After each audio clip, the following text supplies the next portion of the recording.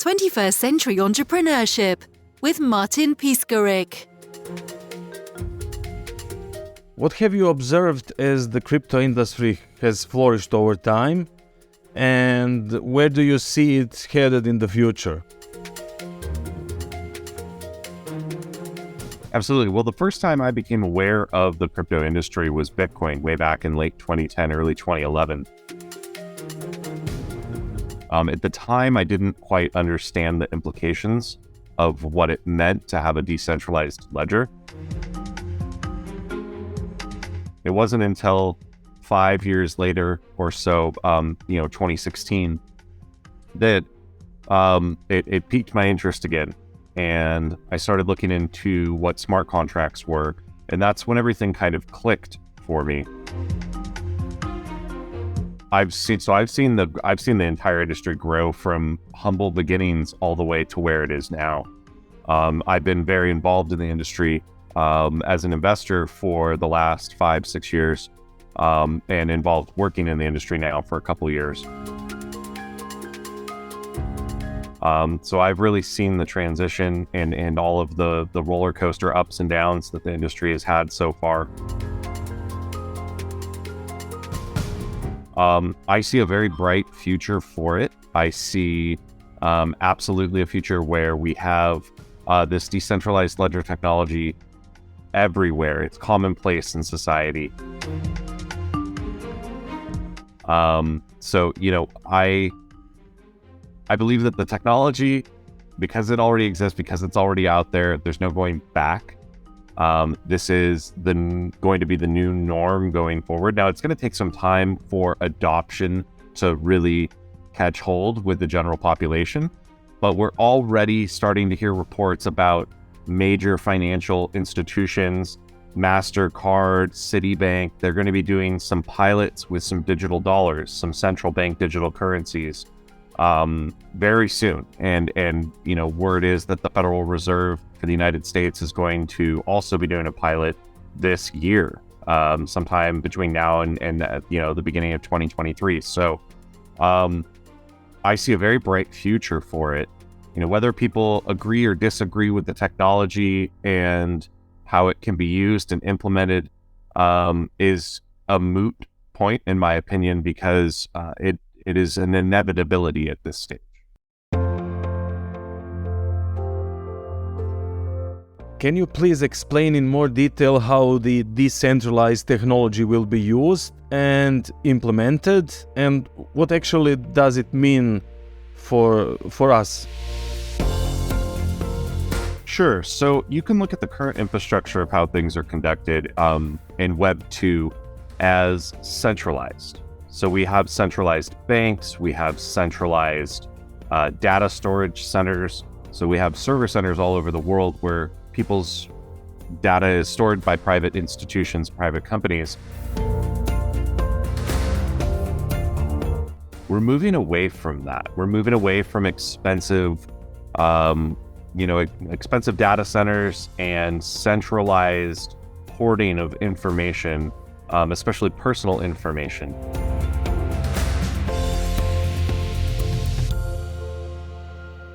So what this will enable is an entirely new set of business models will emerge, because there no longer needs to be a intermediary and no third party middleman that is providing trust. We have now created this trustless, permissionless environment where the individual really is their own bank. You are in control of your own finances and you are in control of your own data. And I think that is a key thing that a lot of people will come to understand as Web3 starts to take hold in the general population. Right now, big data is a $1 trillion industry, and not a single person gets a dime of that money. So if you're selling my information as a private company to advertisers, why am I not receiving a percentage of those profits, right? Like, I should be getting paid for my data the same way I should be getting paid for my time for watching a particular ad. All of these things are going to be monetized in the future for the individual. So you're looking at a future where my time is rewarded My investment is rewarded with me interacting in your ecosystem. And so, we've gone from pay to play to play for free to play to earn, or rather time to earn, right? So there will be, again, all new business models that are generated because this infrastructure now exists. Again, it's going to take some time, but I honestly believe that the onboarding of citizens by the governments with the introduction of central bank digital currencies, CBDCs, so taking a US dollar, taking a euro, converting it to a digital token. When we have the mass onboarding of people, switching over from current fiat currency to this new digital tokenized currency, that will be when the transition really happens in earnest, and it'll be a sight to behold. And how would entrepreneurs be affected by this? I think very, very positive. I don't think it's going to be negative at all. I think it empowers people to really control the revenue stream for whatever business or idea that they're trying to promote. It really unlocks a lot of potential for an individual to be able to monetize not only themselves, but their ideas. What do you mean when you speak of controlling the revenue stream? Well, right now, if you want to, deal with the general public, you have a bank, you have lenders, you have marketers. There's a lot of this stuff that you'll be able to do on your own moving forward. You won't have those third-party middlemen skimming off the top, and you'll really be in control of how you structure your business and how you structure your business model. And what do you think is the key advantage of using Rubik over other cross-chain solutions? Well, the key advantage of using Rubik over other cross-chain solutions is that Rubik has removed itself one step further from everyone else on the market. What we're doing is we're aggregating all of the different decentralized exchanges across dozens of blockchains and all of the different bridge systems between those blockchains. Now, if you go with any other solution, you're stopping short of realizing the maximum potential of decentralized finance. What Rubik is doing is it's housing everything under one roof. We're even aggregating other aggregators. So what Rubik is doing is trying to house all of it into one protocol that can then be integrated into different applications to enable users within those applications to utilize cryptocurrency regardless of where it's located. So if I'm using a particular application that's built on the Polygon network, but I have tokens on the Avalanche network, I should be able to use those tokens effortlessly within that application. And that is what Rubik is going to provide to different businesses out there, is this ability to be able to utilize your crypto easily. The same way you can utilize, the value of fiat currency from a linked checking account or a debit card or a credit card. We want it to be as simple as utilizing those payment methods, but utilizing crypto. Well, the difference between Web 2 and Web 3, again, is a centralization, right, of data. Moving away from server centers, right, like the Amazon cloud service. We're putting that information now on the blockchain itself.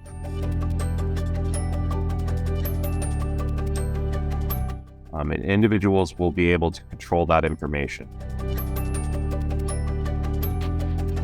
So as we move from Web 2 centralized to Web 3 decentralized, it's going to enable people to, again, control their finances and control their data.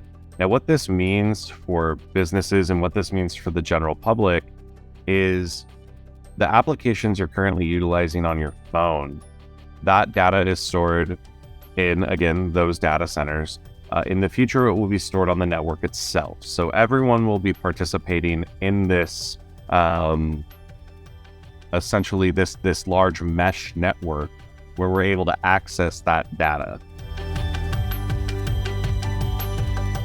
So when it comes to what is Web3 going to do for the average person? You're going to be rewarded for your participation in this environment, right? So, I guess the biggest takeaway is most people shouldn't realize they've even transitioned into a Web3 environment, aside from the fact that they're now using cryptocurrency tokens as, a form of value. So user interfaces, the user experience shouldn't change that much for the average person. You should still be able to use applications on your phone the same way you do now. It's just the back-end environment and how everything is structured is now different. There's not the potential for a hack of a data center where it's a breach of customer information, where phone numbers and home addresses and email addresses are all leaked. That won't be able to happen in a secure blockchain environment, a Web3 environment.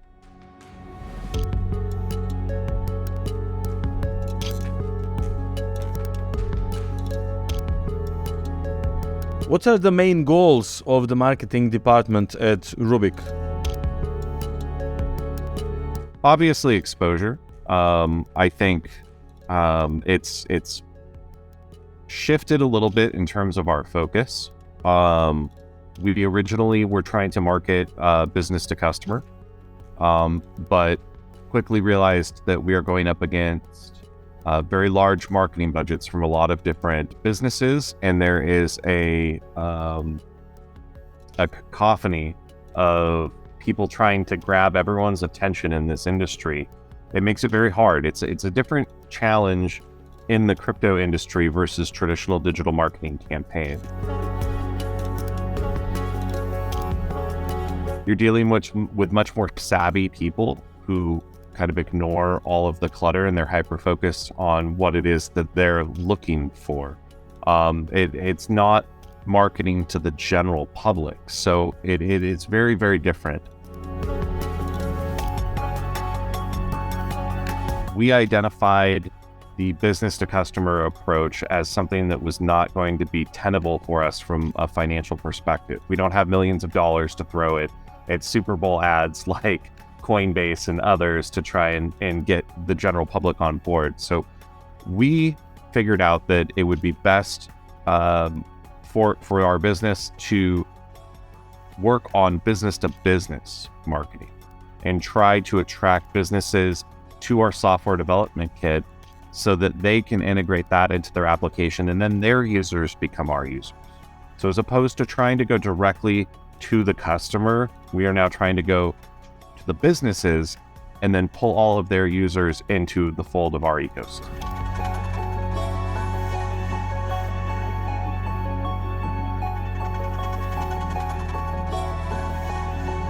What are some of the most successful campaigns, marketing campaigns that Rubik has undertaken? Well, we've had a number of high-profile digital banner campaigns across, very popular crypto websites that served us well. It brought people directly to our exchange, and people were able to use our platform. But we've had great success as well with our social media campaigns.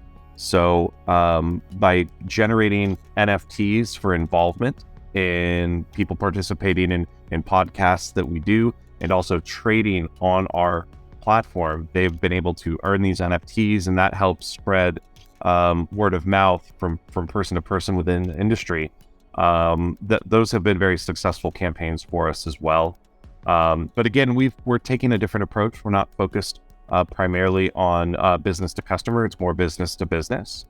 And in that regard, we've actually had a lot of success, in the Telegram channels, because that's where a lot of it happens. A lot of business to business discussions in the crypto industry happen on the Telegram app. So we've done a lot of that as well to try and generate interest in our project, and it's been working well. What methods does Rubik employ to craft and execute its marketing strategy? Well, we have team meetings weekly to discuss all of the ongoing marketing efforts, as well as business development efforts. And we are constantly assessing what is working and what is not working, to come up with new strategies. And we execute those on a weekly and monthly basis. We keep detailed analytics of all of our marketing campaigns, how much interest has been generated, not just in terms of platform usage, but mentions across different social media platforms as well. So all of those metrics are taken into account when we're assessing our different marketing efforts, and we're constantly refining them as time goes on.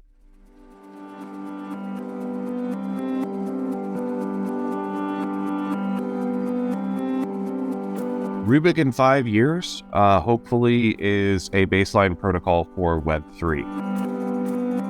So natively built into applications across the entire industry, so that people are utilizing Rubik without even realizing they're utilizing Rubik. That is the goal 5 years from now. And if we're able to do that, I think it's going to be very beneficial for the industry, for growth and adoption and scalability.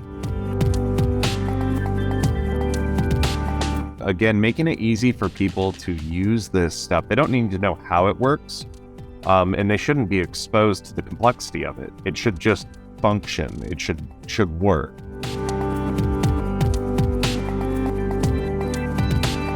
And that's the way Web 2 operates right now. The average person has no idea how the internet works. They have no idea how packets are sent of data between, their mobile phone or their computer in a server center. They just need to know how to operate the user interface. And so we're hoping that by building this baseline protocol and doing all of this complex functions behind the scenes, we're able to wrap it in a nice user interface for people to be able to interact with, and again, use it as easy as they can applications today.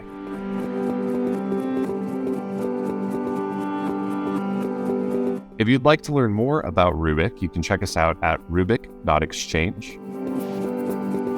You can go check us out over on Twitter as well for all of our most recent updates. That's at CryptoRubik. And you can also check out our Telegram channel as well at CryptoRubik_chat. That is the best way to keep up to date with everything going on over at Rubik. Of course, the platform itself is app.rubik.exchange, and we hope to see you around. 21st Century Entrepreneurship with Martin Piskarik.